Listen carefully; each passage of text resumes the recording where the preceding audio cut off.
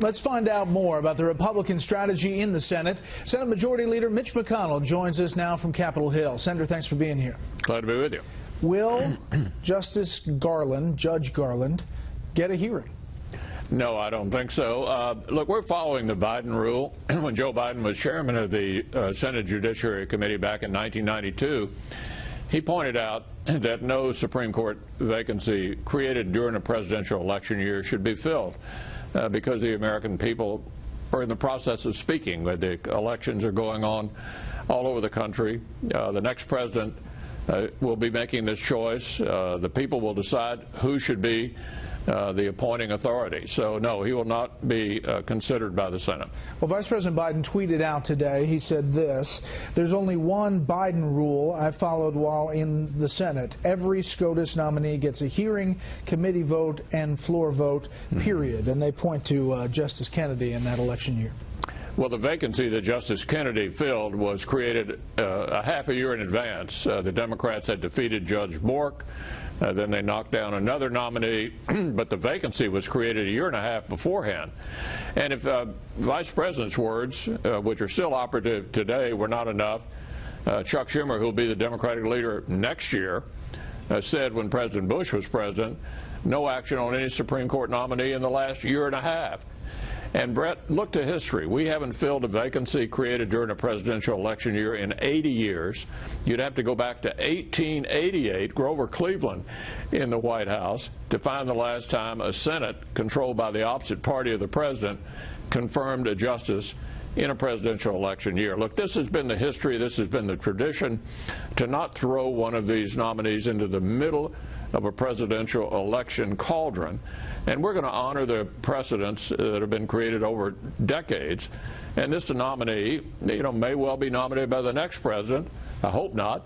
But the next president's going to be making this decision. Senator, you have 7 current GOP senators who voted for Judge Garland in 1997 for his appointment.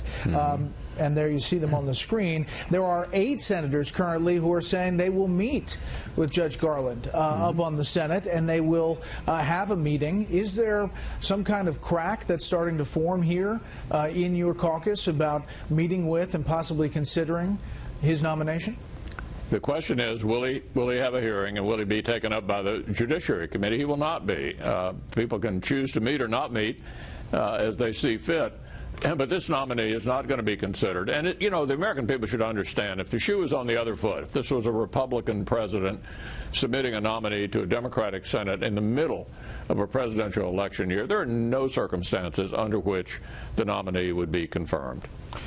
Well, what about the prospect of not having this nominee go forward or be considered, and then the political ramifications of that? Are there any worries to down-ticket ballots, down-ticket elections, especially in some of these purple or bluish states where Republicans are up for re-election? Oh, I think not. I mean, the American people think that they ought to have a say in all of this, and not a president on the way out the door. President Obama's got less than a year left. The American people believe that they ought to have an impact on a decision as important as this. And you add on to that this was a closely divided Supreme Court. The death of Justice Scalia potentially tips the balance to the left. So I think the American people understand the consequence of this. This would be President Obama having one more opportunity to control things far beyond his tenure in office. This nominee might live decades beyond the Obama administration. So the stakes are enormous. The American people would like to have a say in it, and we're going to guarantee that they do have a say in it by choosing the next president of the United States. We asked people to tweet in some questions. Cameron Mullen tweets in, if your goal is to allow people to have input in the SCOTUS choice, why not hold hearings on Garland to highlight salient issues? Yeah, that's not the goal. The goal is to let the American people pick the next president who will make the decision. If that next president happens to be Hillary Clinton, Republicans lose, could you see a possibility that you would have a much more liberal nominee? We don't know who the next president will nominate, but under the Constitution, the president does have the opportunity to nominate, and the Senate has the opportunity to make a decision about whether to consider it. We don't have to ask the president for permission This is a separate constitutional responsibility of the Senate. The President initiates the appointment. The Senate decides whether or not to consider it at all. And Harry Reid, the current Democratic leader of the Senate, said a few years ago the Senate had no obligation to vote on a presidential nominee at all. And he was right on that. And we'll not be voting on this nominee. The next president's going to make the decision. Send us a nominee, and we'll deal with it then. Two quick questions on this presidential race.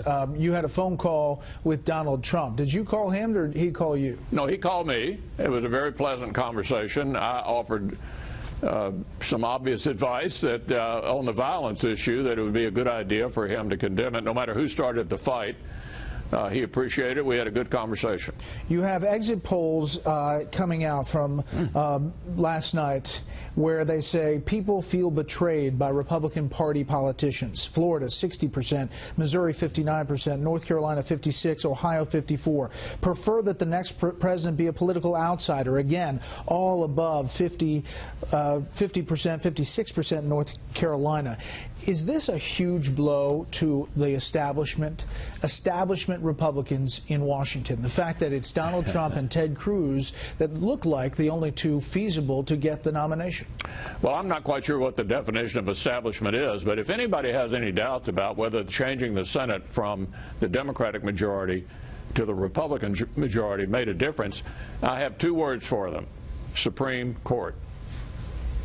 And that's the decision that makes a difference? Absolutely. Are you confident that Donald Trump will name the right kind of nominee if he becomes president? Look, I've tried to stay out of the presidential race, and I think I'm going to continue to do that. We're going to support, I personally am going to support the nominee of the party, and look forward to doing that. And so you don't want to choose between Donald Trump and Ted Cruz? I'm not going to weigh in. I've stayed out of it so far, and I think I'll continue to stay out of it until we have a nominee of our party. And all the stories about you orchestrating some kind of a contested convention and a way to stop Donald Trump, what do you say to those? Not true. I don't know where they come from. Definitely not true. I intend to support the nominee of the party and to have no impact on that selection process. The American people are going to decide who the next president is going to be, who the nominee of our party is going to be in the convention. Senator McConnell, thank you very much for the time. Thank you.